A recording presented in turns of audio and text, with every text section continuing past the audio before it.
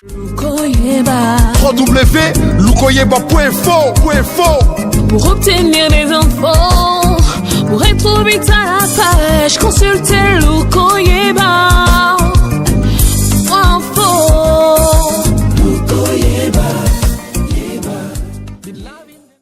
À ses assises. Aussi, je vois à travers votre présence à vous tous le témoignage de la solidité des liens qui nous unissent et la détermination inébranlable d'imposer à Joseph Kabila un ultimatum, la mise en œuvre intégrale et rapide de l'accord de la Saint-Sylvestre ou tout simplement son départ. Les participants n'ont pas caché leur indignation face au comportement affiché par le service des renseignements. Kabila a envoyé son ANR pour empêcher la tenue du conclave dans la salle de Béthanie et que nous avions décidé donc de le faire dans le hangar pour ne pas céder à la peur ou céder à l'intimidation de l'Agence nationale de renseignement. Les impressions sont bonnes, ça dénote de la détermination de chacun. Vous avez suivi les propositions de chaque plateforme et tout le monde est décidé à ce qu'au 31 décembre 2017, il y ait effectivement alternance dans notre pays. L'option a été levée de délocaliser ce conclave pour le siège de l'UDPS à Limete.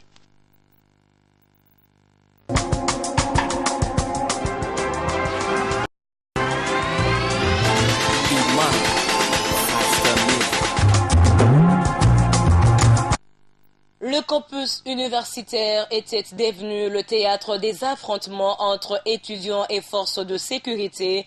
Ces étudiants réclament la libération d'un des leurs soupçonné d'appartenir à un mouvement terroriste qui a sémé la désolation dernièrement au marché central de Kinshasa. Une version qui ne passe pas dans les oreilles des manifestants. Sur place, la situation a dégénéré. Casse, véhicules brûlés et quelques morts. Tel est le bilan que notre caméraman a pu capter.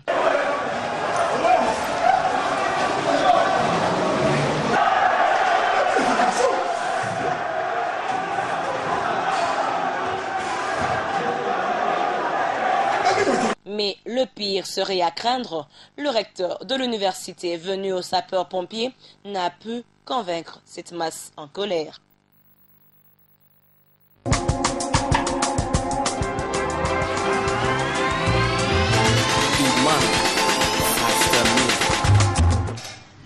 De retour sur ces plateaux, Freddy Noël, bonsoir et bienvenue. Merci, bonsoir Patrick. Conclave du RASOP, prévu le 21, c'est vendredi 21 juillet à Kinshasa au centre Béthanie. Ouais. Béthanie, allais-je dire, le conclave ne s'est pas déroulé, l'ouverture ne s'est pas déroulée comme prévu. Qu'est-ce qui s'est passé? En fait, j'ai pas aussi compris, j'ai fait le déplacement du centre Béthanie. J'étais surpris de constater que la salle censée abriter cette organisation était fermée. Et sur place, nous sommes renseignés pour savoir les mobiles de cette fermeture. On nous disait que nous voilà, il fallait avoir au préalable une autorisation du gouvernement de la ville. Alors je ne sais pas. Est-ce que c'est réglementé de cette manière-là? Il s'agit là d'un domaine privé de l'Église catholique. C'est comme chez moi à la maison, j'organise une rencontre chez moi à la maison, je reçois mes amis. Est-ce que je vois le bourgmestre de la ville? Je ne sais pas. Je suis un peu interrogé le règlement de cette matière-là. Et on a constaté depuis le matin jusqu'à 15 h, la salle est restée fermée. Alors, il fallait faire quelque chose, c'est-à-dire réunir les gens sur un hangar qui était là à côté. Ça, c'est le cadre pour l'ouverture de ces travaux. On ne sait pas. Il y a aussi des gens qui sont aussi mal zélés. Peut-être l'on ne veut pas traitement forcément de M. Kalev, mais il y a des gens comme ça, qui s'évertuent à poser des actes et gâchant aussi l'image de leur boss. C'est pas intéressant parce que c'est une réunion normale, les gens se réunissent, la Constitution est claire, la Constitution permet aux gens de manifester, de se réunir paisiblement partout où ils veulent. Conformément à la matière, ce n'est pas un espace public, ce n'est pas triomphal, ce n'est pas palais du peuple, mais c'est plutôt un domaine privé de l'Église catholique. Alors, je ne sais pas d'où est venue la motivation, c'est quoi les mobiles d'interdire aux gens de se réunir. Je pense là c'est quand même un peu de truc quand même. Hein? C'est un peu exagéré. J'ai pas choisi pour le dire. Ce n'est pas normal interdire aux gens de se réunir. Non, parce que nous voyons les partis politiques se réunir, on voit le PPRD, on voit des meetings ça et là, on voit le PALO, on voit d'autres partis politiques. Mais pour interdire aux gens de se réunir, je pense que là au moins c'est au moins une entorse à la démocratie qu'on a tous combattu dans ce pays. Les gens doivent être libres de se réunir et de réfléchir selon ce que leur monde semble. L'annonce a été déjà faite il y a longtemps. L'ANER a une grande organisation. Oui. N'est-ce pas, il a fallu peut-être faire une note circulaire afin d'informer le rassemblement qui est aussi structuré, organisé, afin de leur faire part de leur motivation, bien de leur décision. N'est-ce pas là aussi la faiblesse de cet organe de sécurité? Je ne sais pas trop comment là-dessus, mais je pense qu'il aurait bien voulu bien faire les choses. Lorsque les gens se sont organisés, vous avez les gens qui ont le badge. Je crois savoir que la direction du rassemblement, à travers ces structures de relations publiques, a pu prendre contact avec le responsable ou les gestions du site, Centre Béthanie. En tout cas, ce ne sont pas comme des imbéciles, des idiots, faire un déplacement de l'autrui et puis sans pourtant qu'il y ait des argents préalables. Non, je crois, c'est pas normal. Mais la vision de l'ANER aussi. C'est quoi le rôle de l'ANER? C'est un service de renseignement. Savoir ce qui se passe. Certainement qu'ils savent. Et puis c'est plus un secret. L'annonce de la tenue du conclave a été faite il y a bien longtemps. Hein, moi, je te crois depuis avant-hier pour prendre mon badge depuis hier soir. Alors, je crois savoir que l'ANER était au courant. Mais qui les a envoyés à instruire ou à donner l'ordre aux gens de Centre Béthanie pour qu'ils ne puissent pas ouvrir la porte aux organisateurs? La question reste posée. Nous aimerions bien avoir la lumière sur cette question parce que louer une salle, cela sous-entend que vous avez payé votre argent. L'organisation rassemblement a payé son argent pour se réunir, pour réfléchir. Mais leur refuser l'accès, je pense qu'il y a des dommages à intérêts. On doit savoir les mobiles, qui a envoyé, qui a donné l'ordre ou intimeur et puis pour quelle raison. Voilà. Malgré cela, l'ouverture a été effective. De manière tout à fait catastrophique. Hein? Catastrophique, bien sûr. Il y a eu un message qui a été passé par le président du RASOP, qui est Félix Tshilombo Tshisekedi, notamment la mise en œuvre de l'accord de la Saint-Sylvestre Est. La mise en œuvre de cet accord est toujours à l'ordre du jour, Ferdinand. Bon, comprenez ça comme une sorte de pression. De pression, parce que aujourd'hui, mettre en œuvre l'accord, cela voudrait dire, c'est leur entendement, répondre à zéro, alors que l'accord était censé être mis en œuvre sur leur entendement depuis sa signature. L'arrangement particulier ne devrait prendre 6 mois.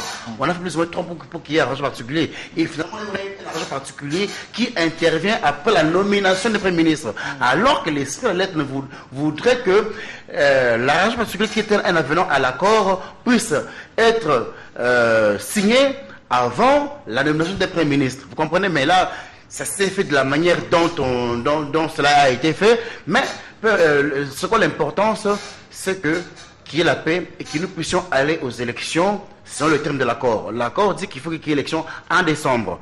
Et l'accord dit aussi que en cas de notre de l'échéance de décembre, le gouvernement la peuvent se réunir et trouver une autre échéance qui va jusqu'en avril. Peut-être le péché de Nanga aurait été d'avoir vu cela hors cadre prescrit dans l'accord, puisque l'accord est clair en cas. Et puis, avant de prendre pareille décision, il faut qu'il y ait d'abord une évaluation avec les organes habilités à statuer sur la situation. Ici, je vois à l'occurrence le CNSA, la CENI,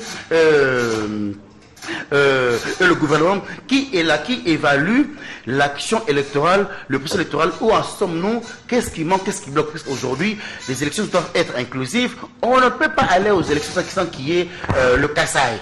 Les élections sont inclusives de par la loi portant organisation et la loi électorale. Alors aujourd'hui, puisque l'œuvre m'est imperfectible, je ne pense pas que Nanga, lorsqu'il avait promis les 500 jours, avait à l'image qu'au mois de décembre 2016, il y aura exactement des affrontements au Kasaï. C'est arrivé, ce sont des impondérables, c'est arrivé. Et maintenant, il faut maintenant intégrer cette dimension-là. Peut-être que vous me direz, mais pourquoi à l'Est, depuis 10 ans, il y a des guerres, mais il y a toujours des élections à chaque cycle. Mais tout dépend, tout dépend de la grandeur de l'événement, tout dépend de la manière dont vous gérez la situation. Donc aujourd'hui, le RASOP, Tshilombo dit qu'il faut qu'il y ait élection ou si pas départ de Kabila. Par quelle manière? Il faut réfléchir, puisque la Constitution dit l'arrêt de la Cour, même si la Cour aujourd'hui est vilipendée, puisque la Cour qui a fait qu'il y ait un agrès pour que le président Kabila reste en fonction. Aujourd'hui, cette même Cour réhabilite Kazembe, Mova refuse. Là, il y a encore débat. Mais il y a un arrêt qui stipule que Kabila qui a interprété l'article 110 de la Constitution, qui veut que Kabila reste en fonction jusqu'à l'installation effective du président élu. Donc, envisager une réunion sans Kabila le 2 décembre, je pense que c'est un peu chimérique. Il faut un peu réfléchir par deux fois et trouver autre position à prendre. Chercher la paix, bien sûr, c'est le cheval de bataille aussi de ces regroupements politiques de l'opposition, qui est les rassemblements, bien sûr. Mais en même temps, ce même rassemblement accuse la majorité présidentielle, le pouvoir en place, d'installer la théorie du chaos pour ne pas arriver aux élections en décembre 2017. Au même moment, l'opposition dit ne pas fléchir, s'élever pour faire respecter l'accord de la Saint-Sylvestre, n'est-ce pas là, toujours de bras de fer qui continue. Peut-être qu'il n'y aura pas, parce que le président de la CENI l'a déjà si bien dit qu'il n'y aura pas élection en décembre. L'exiger, n'est-ce pas là encore soulever des tensions au pays au moment où nous tous nous convergeons vers la recherche de la paix.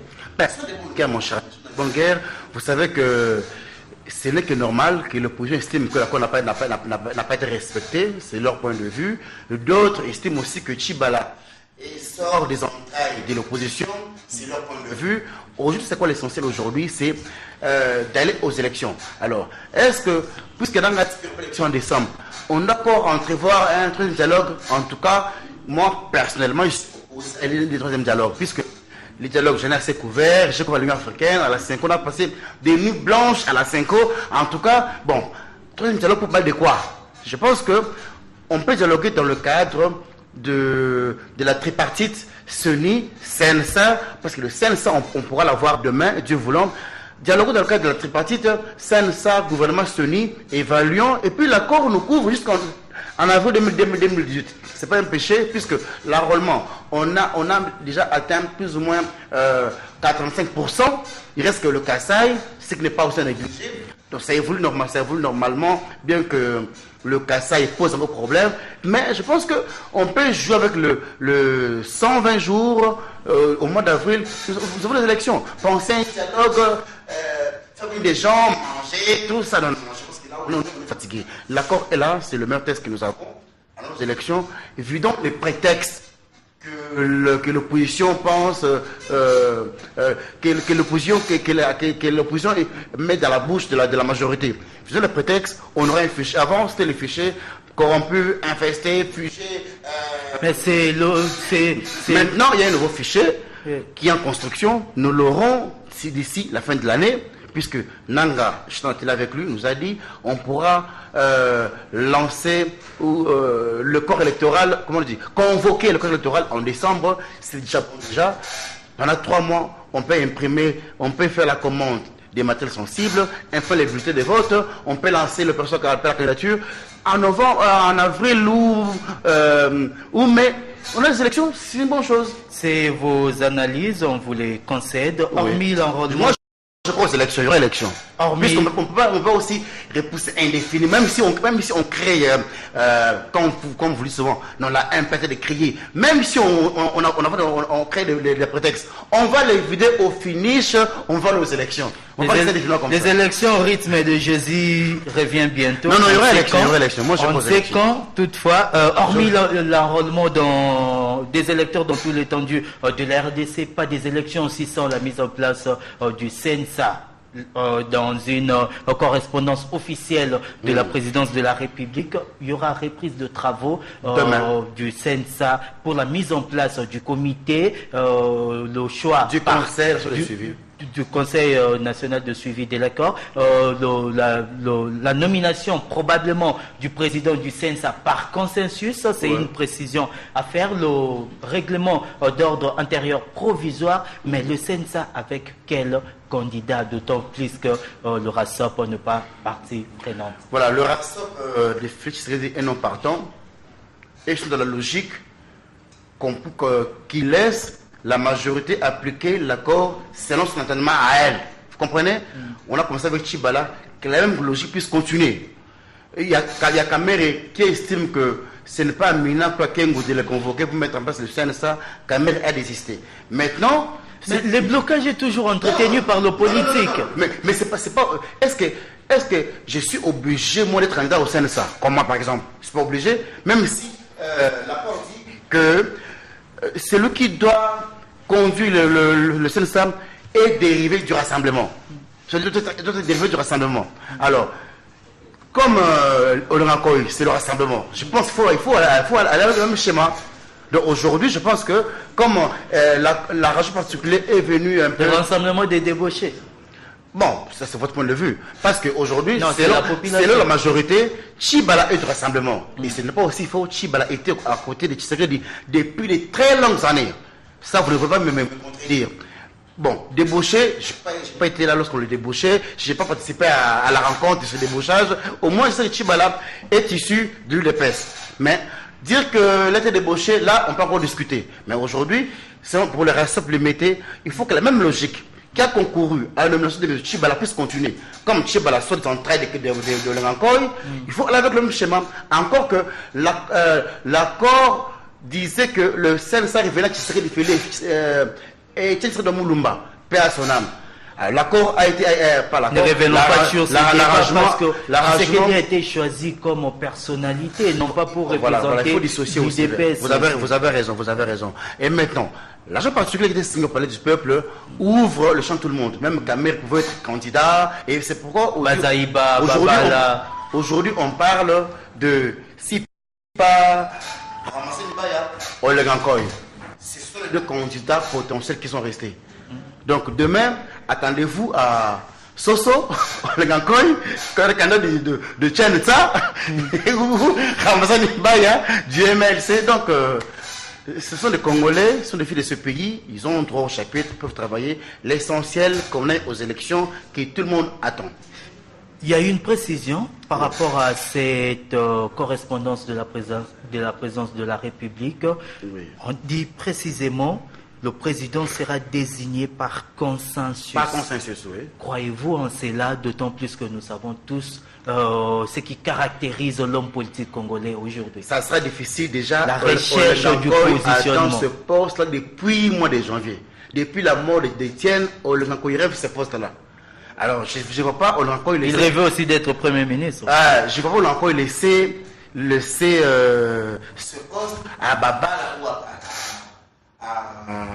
Ramassé Nibaya. Surtout que dans l'esprit original de l'accord, le président du Conseil des sages de rassemblement est d'office président du CNSA. Selon l'accord. Et Olenga encore a l'étoffe là de président du rassemblement. Kassavougou.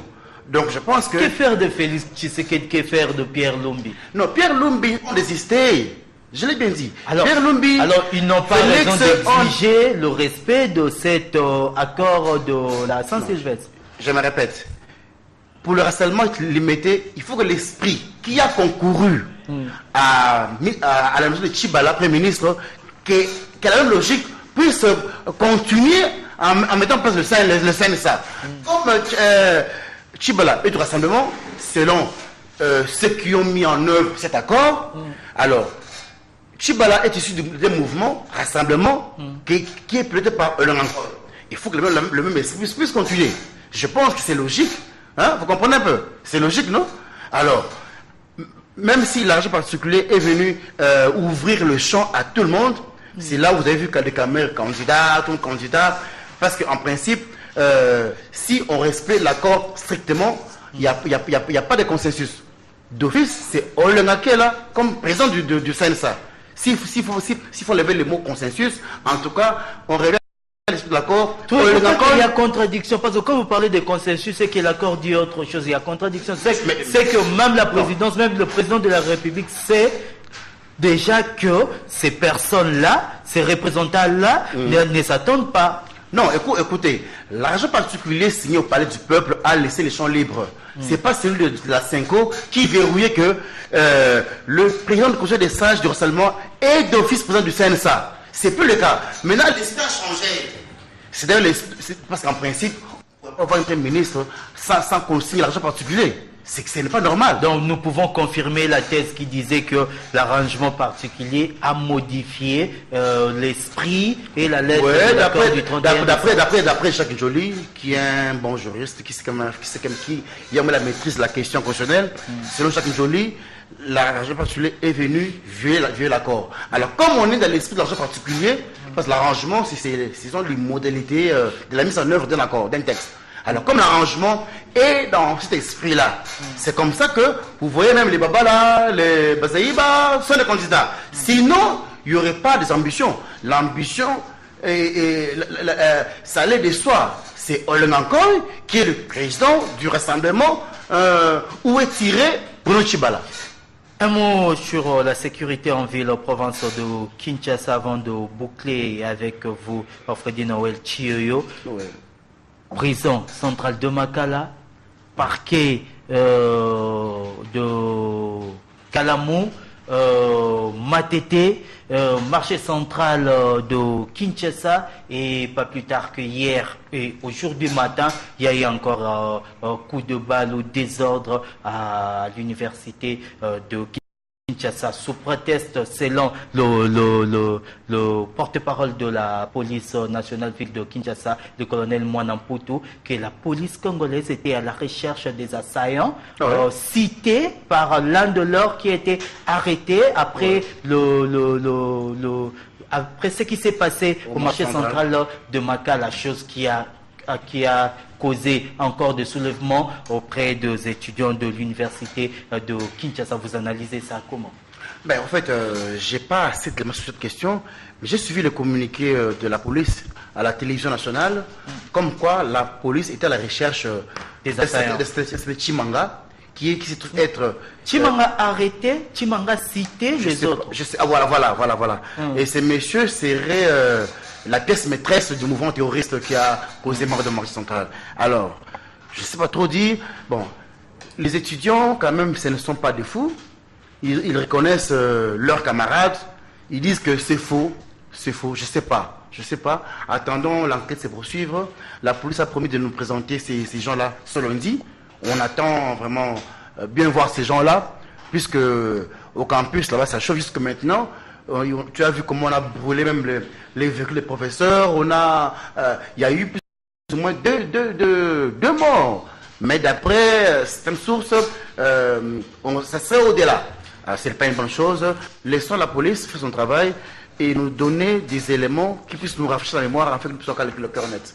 À ce niveau de l'affaire, on ne pourra plus parler de Nemwanda Ntsemi parce que les assaillants ont été identifiés. Finalement, je ne sais pas. Moi, après ce qui s'est passé, j'ai suivi un truc dans les réseaux sociaux, comme quoi un certain Barracuda, tout ça, qui revendiquait l'action terroriste. J'ai vu ça, on voyait ça, je ne sais pas, dans le groupe de réseaux sociaux, WhatsApp. Un monsieur qui parlait comme quoi c'est lui qui a téléguidé, c'est là. Bon, je sais pas. En tout cas, bon, que la police nous a aidé un peu à avoir le cœur net. Finalement, tout le monde revendique. Oh voilà, c'est nous qui avons fait ça. On a ciblé toutes les personnes qui sont de la mouvance. Bon, finalement, je pense que la question sécuritaire, lorsqu'on n'a pas la maîtrise de ça, il faut un peu éviter. Laissons la police enquêter. Il nous a promis de nous donner le résultat de ce lundi et on pourra commenter ça plus tard. Il nous est quand même permis de spéculer, raison pour laquelle je reviens sur la question pour dire que non, est-ce qu'on peut élaguer la thèse Nemwanda Ntsemi? Nemwanda Ntsemi, je l'ai suivi ce matin, hier ou avant-hier, dans la rue d'Arrière, je lui promets de frapper d'ici le 7 août. Encore. Je sais pas. C'est de moi la SEM là. Il est virtuel ou bien on le colle les vidéos. Ou bien c'est la synchronisation. Je sais pas. Bon. De moi la SEM, un député. Bon. Pourquoi le ministre juste ne se prononce pas? De moi la SEM évadé. Mais il est où? Pourquoi on ne dit pas où est-ce qu'il est parti? Il s'est évadé puis c'est comme ça. Bon, on dit qu'il sera en Angola. Bon, il passe par quelle frontière? Alors, je pense que... Hein, par quelle magie? Nos autorités doivent communiquer avec la population où il y a eu évasion. C'est depuis le mois de mai. Mais ils sont partis où? Où en sont avec les enquêtes? Hein? Il y a eu évasion à Maïndombe. Évasion, c'est pas à l'Équateur. Évasion, c'est pas à Kassangoulou. Mais où sont partis ces gens-là? Je pense que c'est de leur devoir de communiquer avec la population. Voilà, il y a ça. Parce qu'on a le CEPA, c'est vidé. Plus ou moins 3000 personnes d'après ce que nous apprenons dans le réseau. Mais je pense que le gouvernement doit aussi nous dire où en sommes avec les enquêtes. Parce que là, on est en insécurité. Chaque soir, c'est des barrières. Chaque soir, vous manquez les cartes. Vous êtes obligé de rangements.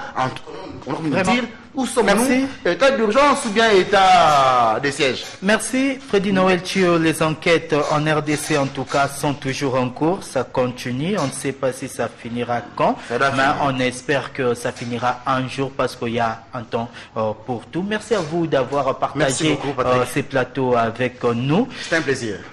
Tout à l'heure, dans moins de 20 minutes, vous aurez la grande édition de la rédaction de la RTVS 1 qui vous sera présentée par Nathalie Kassongo. Question de vous informer encore plus en profondeur de ce qui s'est passé, de tout ce qui a été comme activité dans la ville province de Kinshasa, si pas dans toute la République, dans la République démocratique du Congo. En tout cas, je vous souhaite bonne soirée en compagnie de programme de la RTVS. www.lukoyeba.info.